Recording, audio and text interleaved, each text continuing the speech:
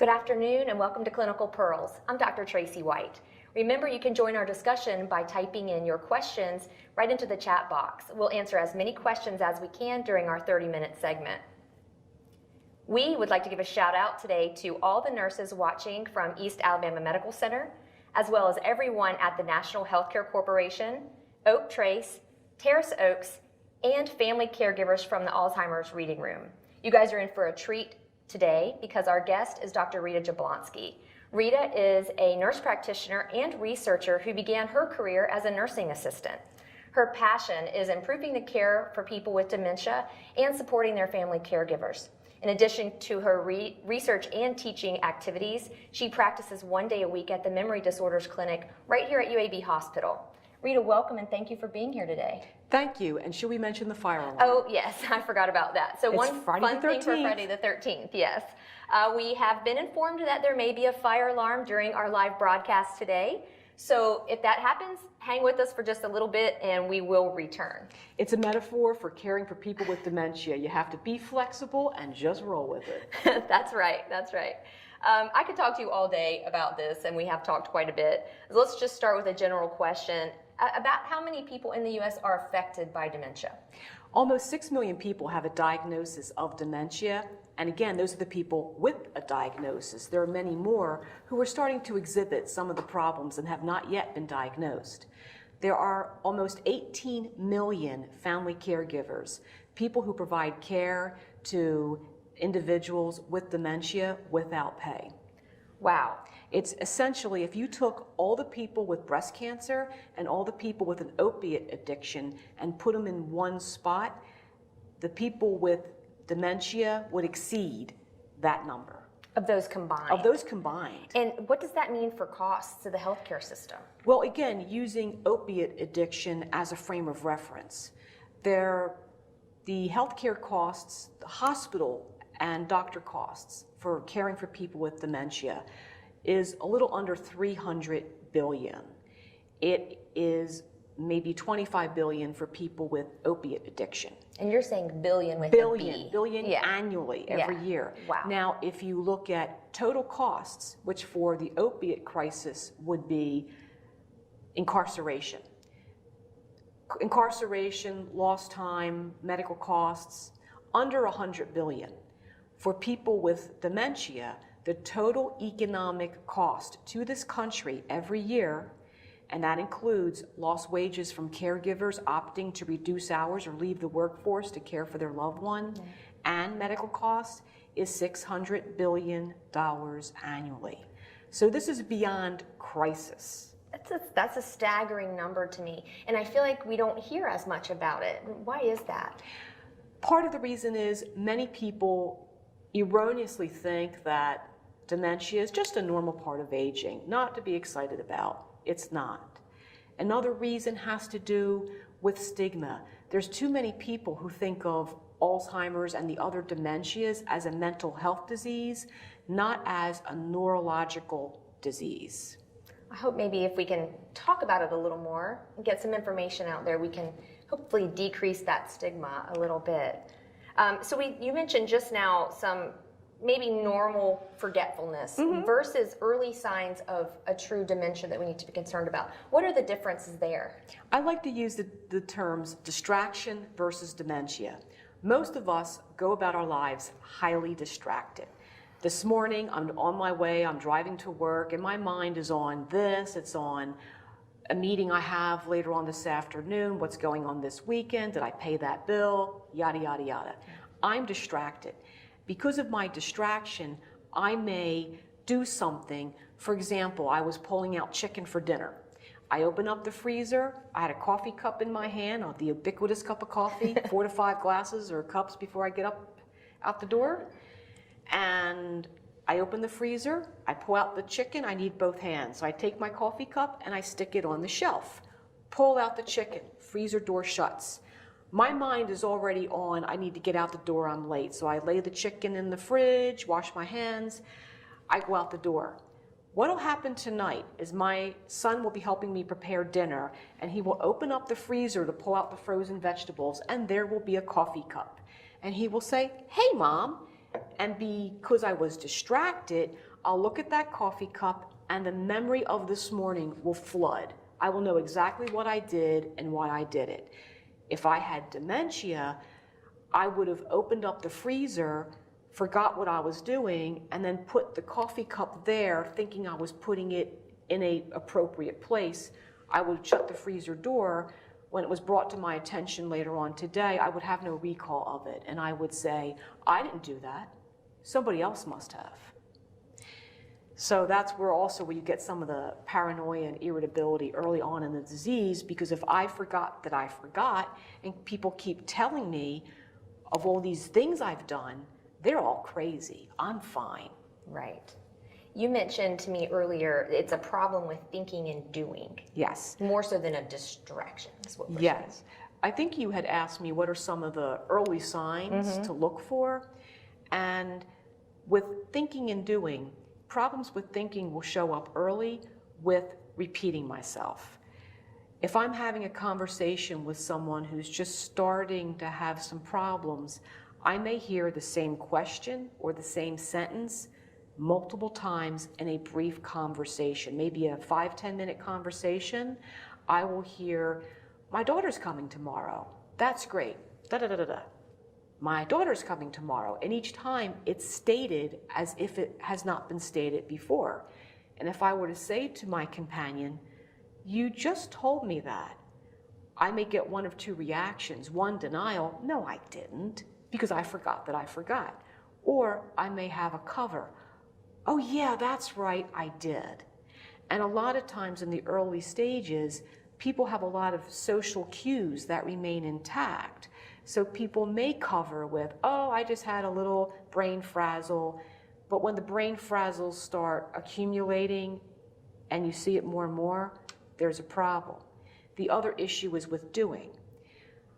I go into certain classrooms once a week and I operate the computer. I put my hard drive in, or I go to Google Docs, I download. I don't have any problem. If I start to come into my classroom and I can no longer manipulate or perform an activity I've had no problems with before, that can be a red flag. That is not to say they just upgraded the system and my password doesn't work anymore. It's difficulty with handling items and devices that have recently become part of my repertoire, and I can no longer do them. Got it. So what causes it? Is there a cause? And there are different types of dementia. We hear a lot about Alzheimer's, but is that a type of dementia? It is. I like to use the analogy of car. You have the generic word car, but then you have different types like Ford, Honda, Toyota, Nissan, whatever. With dementia is the umbrella term that signifies progressive and chronic problems with thinking and doing. Alzheimer's is a type of dementia, and it's one we hear the most because it was the first one identified. And for the longest time, anybody who walked into a clinician's office with some problems with memory or with doing received that diagnosis. Whether or not it was accurate was another thing.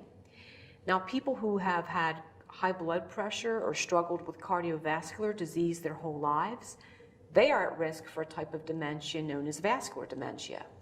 And if I were to look at an MRI of a person's brain who's had long-standing high blood pressure, I should say uncontrolled high blood pressure, and maybe even diabetes, I would see evidence of small, tiny little strokes that in certain MRI images show up as little bright poofs, little like stars on the MRI. So just like I can get a piece of paper and I can poke discrete holes in it, and I hold that piece of paper up to the light, you may see light shining through the holes, but overall it's a piece of paper and you could probably still use it. As the strokes occur and the damage accumulates over time, you start to get these discrete pieces of damage coalescing into big tracts of damage. Much like if I had multiple puncture marks on a piece of paper and they all clump together, I now have a huge hole or tear. The paper is unusable.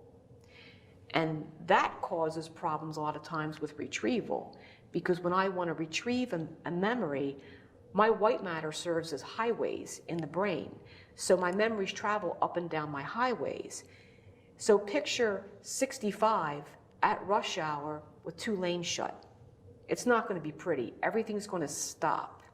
If I have enough damage because of asymptomatic strokes, I didn't feel them, I didn't know I had them, then I'm going to have problems with retrieval. I'm going to lose pathways, lose highways, and I'm not going to be able to get to that memory, or it may take longer for me to get to it, or if my brain tries to detour, I may be able to get to it through another way. What kind of behaviors would we start to see in a person that's developing either early or later stage dementia? Okay, I'm going to talk about generally, Okay. because people who present with, say, frontotemporal dementia or Lewy body will have some of their own discrete problems. But regardless of the type of dementia, even though you might have a bunch of behaviors, as people progress from moderate to severe, the behaviors do this. You'll start to see more similarities. Okay.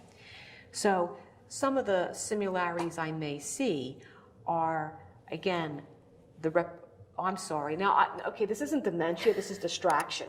So could you tell me, you asked me about behaviors I would see with moderate to severe. If we were, well, even mild, what kinds of things would we see our loved ones or our patients in the hospital? What do they look like? We know what's going inside their head now. Sure. What are they exhibiting? In the hospital or even at home, you may see more irritability. And people will say, oh, they're just so stubborn and mean. My colleague, Dr. Powers, calls that the S&M diagnosis. But what you're seeing is, again, to use another metaphor, we have all these nerves in our brain that have jobs. And if I were to show up at my nursing job, for all your nurses out there, if you show up on your unit and you have half the staff today, for whatever reason, it's Friday the 13th, I decided not to show up. If you have half your staff and you're trying to get everything done, you're going to be tired, you're going to be overwhelmed, you may start snapping at each other, you may start to have mistakes, and you may become very tired and irritable because you are doing 2 or 3 times the work. And that is what happens with dementia. As you lose neurons, the neurons that are there are trying to do the same amount of work. So you will see some irritability and mood changes. You may also see some refusal or care-resistant behavior. And we have something in our brain called the amygdala, and that is our fire alarm. That tells us, oh no, this is scary, you know, all hands on deck, run away or freeze or fight. And I'll use the analogy of a bear. If I'm out in Oak Mountain State Park and I'm riding my bike and there is a bear standing in the middle of the bike path, I'm going to do one of 3 things. I may freeze, oh my gosh, there's a bear. I may decide to turn and pedal as if my life depended upon it, or I may decide to fight the bear. Not a good option. That's because my amygdala and other parts of the brain are saying, you got a black bear standing here, you are in trouble. Now let's say I go to the Birmingham Zoo. I see a black bear in an exhibit. I'm not going to respond the same way. My amygdala is going to say, uh-oh, there's a bear. My frontal cortex, my hippocampus, other parts of the brain are going to say, shh, it's okay. It's a bear, it's in an exhibit, it's probably tame because it's in the zoo, not saying it is, and you are 40 feet away from it with a moat. You're fine. Take that analogy to regular care. If I'm a patient in a hospital and someone comes in and helps me bathe or helps me go to the toilet, I'm going to be grateful for the help. But if I have a loss of neurons, if I have dementia, my amygdala is going to see that person getting close to me or touching other parts of my body as an assault. And I don't have the pathways or the other parts of the brain to say, it's okay, the nurse is helping you. So when the nurse approaches me, I may push the nurse's hand away, or I may play possum and put the covers over my head and pretend they're not there, because I'm trying to protect myself. And this happens with family caregivers as well, especially around bathing and dressing. I think that is so important to understand, because it's just their natural reaction, because they might be scared not because they're trying to fight the care. Right. Is that what I hear you saying? Yes, a lot of caregivers, both formal and informal, will say, she's just playing, or he's doing that on purpose, or he's just being difficult. Not really.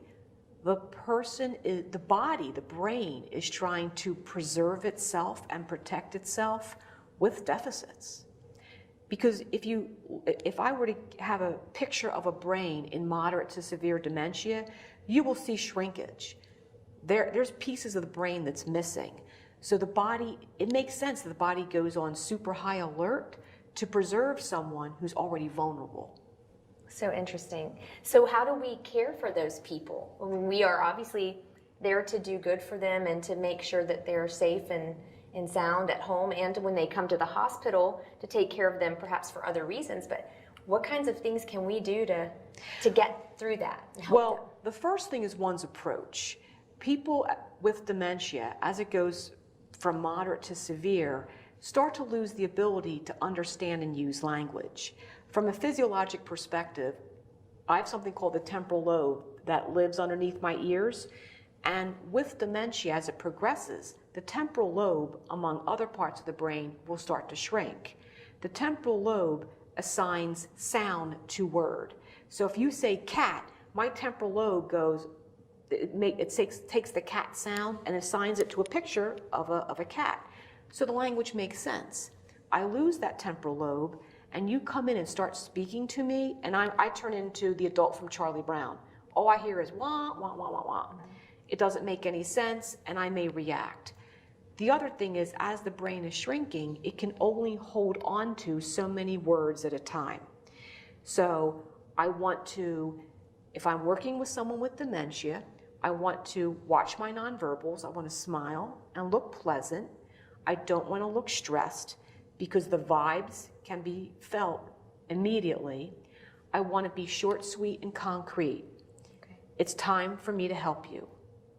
Let's go to the bathroom. Not go in and say, oh, today's Thursday or today's Friday, July 13th, and blah, blah, blah, blah, blah, blah, blah, blah, and you're going to go to the bathroom. The person can't hold on to all that. And that brings me to something really important that I don't want to forget to say. Most times in long-term care or in hospitals, it's faster for me as a nurse just to walk into a room and wash the person with dementia and do all the care, brush the teeth for them, and then I help them get up and I sit them in a jerry chair. Job's done. I may cause a problem. People with dementia, if they don't do the activity every day, may lose the memory of how to do that activity. Once that memory is lost, there's no raw material to recreate it, or there's very little raw material depending on where you're at. So we see all the time, and my family caregivers can back me up on this. My loved one is home, is walking, is able to dress him or herself and do a lot. Something happens. They go to the hospital. They're there for 7 to 10 days. They come home, cannot walk, cannot use the toilet, forgot how to dress him or herself. They've regressed. It's because as a nurse, I did for them, I wiped out their memory. So if I can leave anything to my colleagues out in long-term or acute care, allow the person with dementia to do as much of their own activities as safely possible. Get them out of bed and walk them 2 or 3 times a day. Get PT involved, OT. It is so important because our best intentions may have unintended consequences, and now the family caregiver is left with a brand new set of problems. That was a real aha moment for me when we were talking and planning for this, because I didn't realize that they wouldn't get those skills back. So you mentioned earlier pantomiming. Yes. And how other strategies that the nurses can use in the hospital. Yes, the approach, supplementing my verbal. Actually, when I care for people with dementia, I tend to become very quiet, which will shock my colleagues, that I tend to stop talking and I do more gestures like brush your teeth. I may also, if I want to lead someone and I'm going to lean over and get into your frame, I may, as nurses, a lot of times we pull on people No, you put the person's hand over your wrist and you guide them where you want to go. I mean, tell me, how does this feel versus how does this feel? Well, it's a big difference. I feel like I'm not being forced, but Exactly. guided. You said it, yeah. Right. Also, you mentioned keeping a schedule. yeah, you want to stay on a schedule because a lot of times, especially at home, it becomes very tempting to just let the person sit and watch TV, or I go do things and just have the person stay in one place. That causes boredom. I get phone calls all the time. So-and-so won't sleep at night. What have they done all day? Oh, they sat in their recliner. This is also a big issue with long-term care because people with dementia, we all have a purpose. We all need to have a job. And so if I have dementia and my outlets become decreased, I may start to find outlets that other people don't like. So I hear all the time, your patient who is in this long-term care facility, they're into everything. They're going into other residents' room. They're fighting with other residents. Well, yeah, they're bored. So we need to have activities that are gender specific. We have a lot of men going into long-term care and younger men. So bingo and arts and crafts are not going to work with this demographic. So finding out what the person's previous occupation was and maybe having activities that are aligned with their occupation. For example, if I had someone who was an attorney and we found out by accident, if you gave this person our scrap paper with printing on one side and there was no HIPAA stuff, it was just, I think it was one of my students was working with me and she had her outline from 313 where they had all these questions they had to ask people to do their case history or whatever assignment they had. And she had brought it into the room after I said, don't, and that's another thing. And she had left it on the table and we started working with this person. He picked up her paperwork and took her pen and started to almost highlight and underline her care plan information. That kept him occupied for 20 minutes. So that became something we did with him. We would walk him up and down the hallway and give him work. We would give him depositions to read. In his reality, that's what we were doing. So that's some of the creative ways you can involve families and find out what the person's previous history was and enter their reality, figure out what makes sense for them and find activities to keep them busy. In a hospital setting, how do you plan for things like taking to x-ray and communicating with the patient that there are things that you have to do that day? They might ask you a million questions about it, a million times. And Tracie, I'm so glad you brought that up because early in my career when I was a nursing assistant, I was told no matter how many times they ask the question, you answer it as if you heard it for the first time. Well, I did that for the first day or two I was working. And then by day 3, I was a little cranky and the person would follow me around and say, what time is it? What time is it? And I got a little cranky and I said, 2 minutes since the last time you asked. Well, of course, that was the one time I said something with my boss standing behind, well, first, and there were many times after that. So I answered that inappropriately. My boss was standing right behind me, and I still have her teeth marks on my backside, appropriately so for how she responded. And that was my lesson to no matter how many times the question is asked. So if I'm in a hospital and I say to my patient, we're taking you to x-ray. Okay, where am I going? We're taking you to x-ray. I need to be prepared to repeat myself as many times as I have to with a smile as if I'm hearing it for the first time. Because the person with dementia has forgotten that he or she has forgotten. And for me to be irritable or to snap is going to offend this individual who doesn't remember they've just asked. And the anxiety will increase, and I may see agitation in behaviors. That's where the wandering comes from.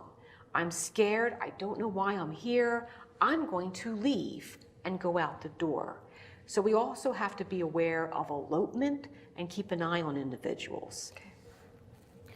We have a question from our audience. Oh. And this is a great one. Should a caregiver pursue a gerontologist or a neurologist for a dementia diagnosis? And one of my questions for you later would be, where's the first step? So where does it come in that you go to a specialist? Well, the first step is pre-specialist. And that is, if I think my mom is starting to have some memory problems, I want to make sure there's not a medical reason and a reversible reason for this behavior. So I want my mom to get a really good checkup. I want her to be checked for diabetes. If she does have diabetes, I want to make sure her blood sugars are tightly controlled. I want to get her blood count checked. Is she anemic? I want to have her liver functions tested, because if there's a liver problem going on, she may become confused. I want her thyroid levels checked, because people with a high or low thyroid will have behaviors corresponding to that. I also want her checked for depression, because when people are really, really depressed, they may show cognitive slowing that can be misdiagnosed.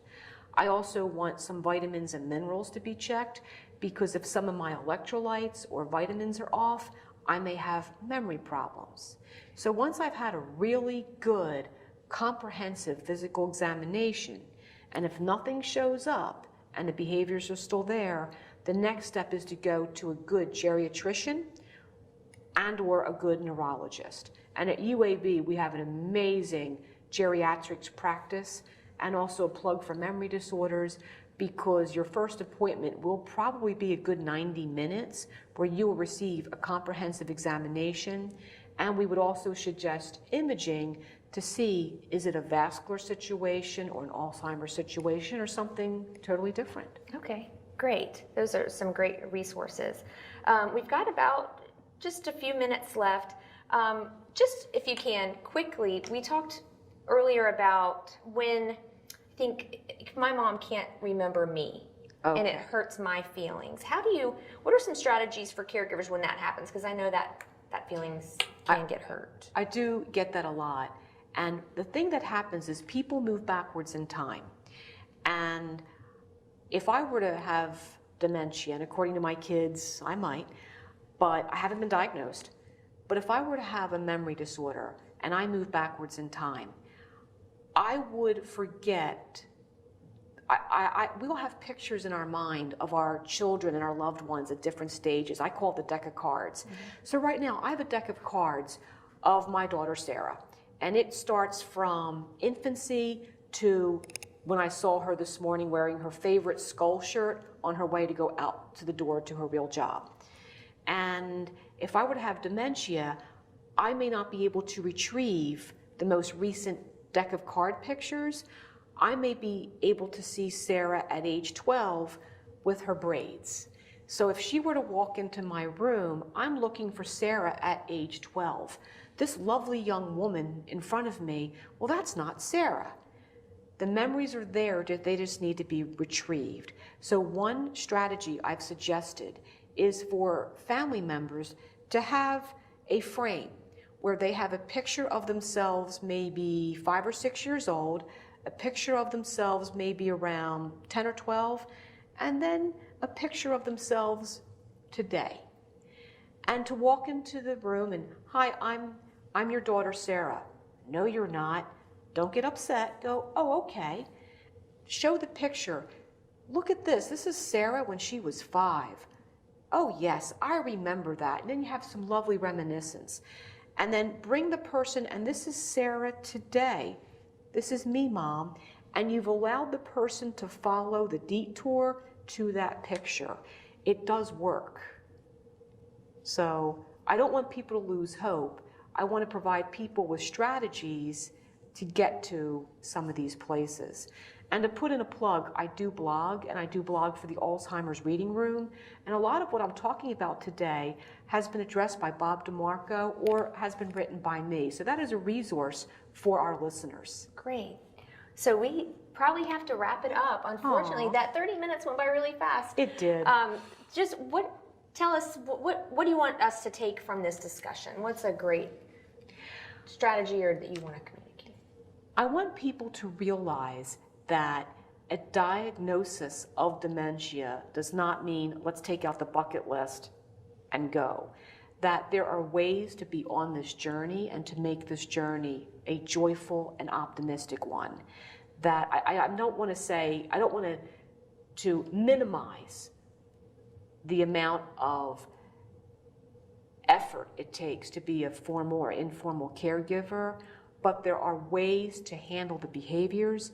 And every day when I interact with patients or their families, I find ways to new strategies all the time. And I found with caregivers who are highly creative and they do find strategies. So we're in this together. Oh, that's great. So we've got time, I think, for one more. Should you put a question up, or a sign up behind a patient in the hospital saying they have dementia? You know, I've never had anybody ask me that. And I think it may not be a bad idea as long as it's done in a dignified way. And if that sign is part of an overall hospital or long-term care approach of how to treat people with dementia with dignity and respect. I don't want this to be, oh, the person has dementia, I can just write them off. I think the spirit of the question is, I want to make sure that people repeat themselves appropriately and follow all these strategies. One thing that goes along with that, I think, is not using the elder speak, which just quickly, because okay. I really feel strongly about that. Me too. For those of you who've never heard of it, elder speak is baby talk for older adults and people with dementia. And I didn't coin it, another researcher did. But that's, okay, I have a cat. So when I see my cat in the morning, hi Pippin, good morning, who's a good little boy? I talk in a high-pitched tone of voice. I call him sweetie and whatever else. And I use pronouns like we and us, even though we are not eating the cat food and we are not using the litter box. Sometimes clinicians do that with older adults and with people with dementia. And here it is. I may forget my name. I may forget I was married a couple of times. I may forget my kids. I will never forget that I'm a grown woman. And if you as a clinician talk to me in baby talk, I will slap you, because you are assaulting my dignity. And if you want to get hit by a person with dementia in the hospital, do elder speak. I love that. And I love just, keeping the dignity, I think, is a great way to wrap it up. We need to respect that in those people. Thank you so much. What a wonderful discussion. Thank you. We need to have a part 2 because we could talk all day. So thank you all for watching. Have a great day. Thank you.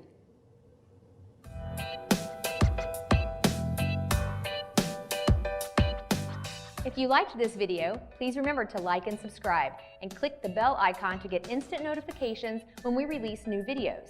For more information on how to get CEU credits or for more on the UAB School of Nursing in general, check out the description below. Thanks for watching.